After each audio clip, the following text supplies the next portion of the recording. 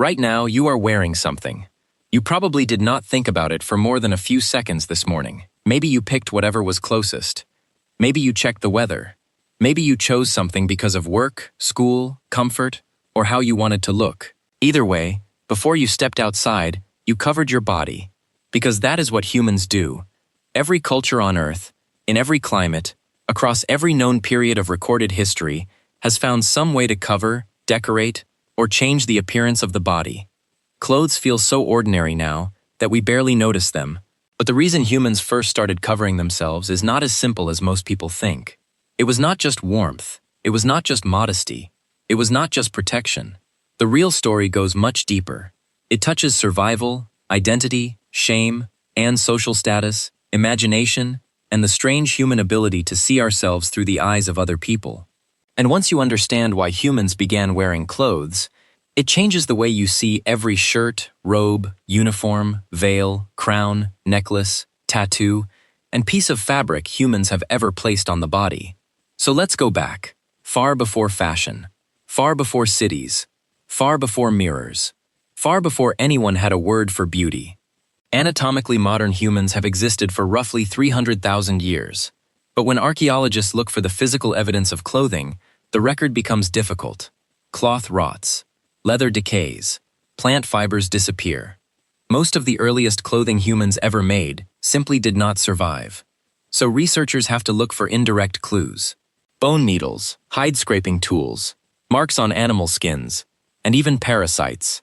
Some tools linked to hide preparation and clothing appear around 120,000 years ago, though the timeline is still debated. Many textile historians place the wider adoption of clothing closer to around 75,000 years ago. That means for a large part of early human history, our ancestors were probably living with very little clothing, especially in warmer African environments. They faced sun, thorns, insects, rough ground, and cold nights with bodies that were far more exposed than ours. And that immediately weakens the simplest explanation: warmth. Yes, clothing eventually became essential when humans moved into colder regions. Without fitted coverings, Ice Age landscapes would have been almost impossible to survive.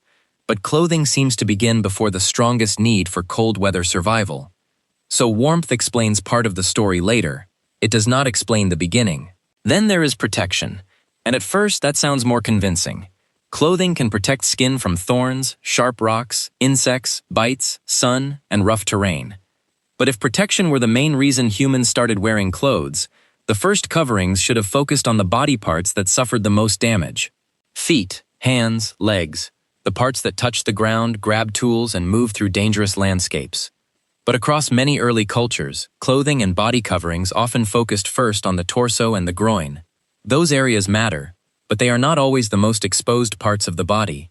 That suggests clothing was not only practical, something else was happening. If clothing was not only about warmth, and not only about protection, then what was the first human really trying to cover? One of the strangest clues comes from lice. In 2003, geneticists studied the split between head lice and body lice. Head lice live in hair. Body lice live in clothing. They cannot survive in the same way without fabric or coverings close to the body. So by studying when body lice split from head lice, scientists could estimate when humans had been wearing clothes consistently enough for a new kind of parasite to depend on them. The estimate was around 170,000 years ago. That is one of the oldest biological clues we have for clothing. Not a needle, not a preserved shirt, not a piece of leather, a parasite. The existence of body lice tells us that by that time, humans were already wearing coverings often enough for another creature to evolve around the habit. But even that does not fully answer the question. It tells us clothing existed. It does not tell us why it began. The reason may lie deeper than hide, fiber, tools, or lice. Some researchers have argued that clothing was not only a practical invention, it was also a symbolic one. In 2009, archaeologist Ian Gilligan published work on clothing and human cognition, arguing that the decision to cover the body reflects a deeper kind of thought. To make clothing, you have to do something mentally complex. You look at an animal hide, a plant fiber, or a piece of material, and you imagine a future version of yourself wearing it. You picture what it could become.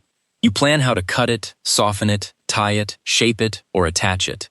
Then you make it before you need it in that exact moment. That may sound simple now, but it is not. It requires memory, planning, imagination, future thinking, the ability to look at the present and prepare for a body that will exist later. That is the same mental power humans use to prepare for tomorrow, store food, build shelters, make tools, keep promises, and worry about things that have not happened yet. Some animals can use tools. Some animals can plan in limited ways. But clothing represents something especially human. It is not just using an object. It is transforming an object into a future identity. The moment humans began clothing their bodies, they were not only protecting skin, they were proving that the mind could travel ahead of the body. Clothing may be one of the earliest physical signs of the modern human mind, but underneath that is something even deeper, something uncomfortable, shame, not only in the religious sense, not only in the moral sense, but in the neurological and social sense, the awareness of being seen, the feeling that your body can be observed, judged, compared, desired, rejected, or evaluated by other people. This requires a powerful mental ability known as theory of mind, the ability to imagine what another mind might be thinking, the ability to step outside yourself and ask, what do I look like to them? That question changed everything. Most animals do not live with that kind of self-conscious awareness in the same way humans do. Even our closest relatives show only limited traces of it compared with us. But somewhere in our evolution, humans developed a stronger ability to see ourselves from the outside. We became aware not only of the world, but of our place inside the eyes of others. And once that happened, the body was no longer just a body. It became a message. It became something that could be hidden, shaped, decorated, controlled, and presented. From that point on, covering the body was not only about survival, it was about meaning. It was about how others saw you. It was about what you wanted to signal before you even spoke. The first person who wrapped animal skin around their body may not have been thinking about fashion, but in a very early sense, they were choosing how to appear. They were choosing what version of themselves other people would see. And once that idea entered human life, it never left. You can see this across cultures all over the world. Even in places where clothing was not needed for warmth, people still decorated the body. In parts of the Amazon, in the Pacific Islands, in tropical regions where heavy clothing would have been unnecessary, people still used beads, feathers, paint, fibers, tattoos, shells, ornaments, and markings. Something was always added, something was always shown, something was always hidden. Because the human body was never treated as just flesh. It was identity. It was status.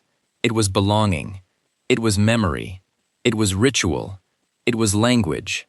If a person in a warm climate did not need clothing for survival, why did they still decorate the body? What were they trying to say before words were even spoken? Researchers studying clothing across different cultures have noticed something important. The impulse to dress and decorate seems to grow stronger when human social groups become more complex.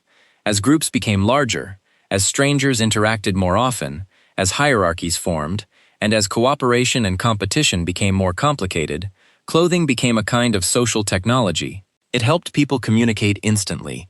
Before someone spoke, their body covering could already tell a story. What group they belonged to, what role they played, whether they were powerful, whether they were married, whether they were in mourning, whether they were dangerous, whether they were sacred, whether they were an outsider, whether they ranked above or below you. Clothing became one of the oldest forms of human language, a language made not from sound, but from skin, fiber, color, shape, and symbol. A crown says one thing, a soldier's uniform says another, a priest's robe says another, a bride's dress says another, a hunter's markings say another, a mourning cloth says another.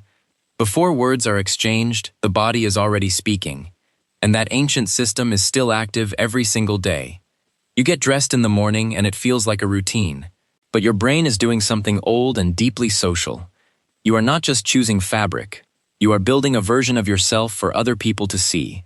You are negotiating between who you are, who you want to be seen as, and what the situation demands.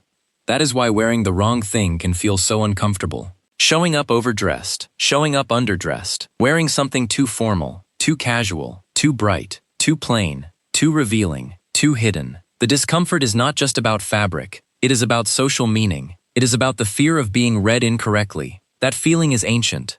It comes from a brain that has spent thousands of generations calculating how the group sees the individual. The same social awareness that once mattered around fires, caves, hunting groups, rituals, and gatherings still follows you now. Have you ever felt uncomfortable simply because you realized you were wearing the wrong thing? That feeling is not modern. It is ancient social cognition waking up. Humans solved the basic problems of clothing long ago: cold, sun, protection, injury. But we did not stop there. Our clothing became more detailed, more symbolic, more intentional, more emotional. Because it was never only about the body.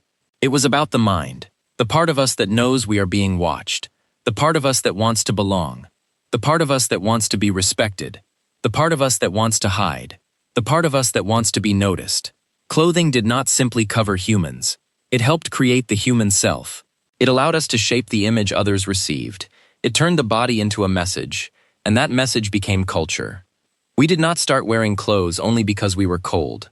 We started because we became aware. Aware of weather, aware of danger, aware of the future, aware of the group, aware of other eyes, and eventually, aware of ourselves. Tomorrow, you will get dressed again. You may not think much about it. You may choose a shirt, a jacket, shoes, a color, a style, and move on with your day. But underneath that ordinary act, something ancient is still happening. You are not only covering your body, you are choosing how to enter the world. You are choosing what others will see first. You are choosing what to reveal, what to hide, and what version of yourself will stand before the eyes of other people. That instinct is older than fashion, older than cities, older than mirrors, older than the word identity itself. Because from the moment humans learned they could be seen, they began learning how to be seen. And every piece of clothing since then has carried that same ancient question: who do I want to be in the eyes of others?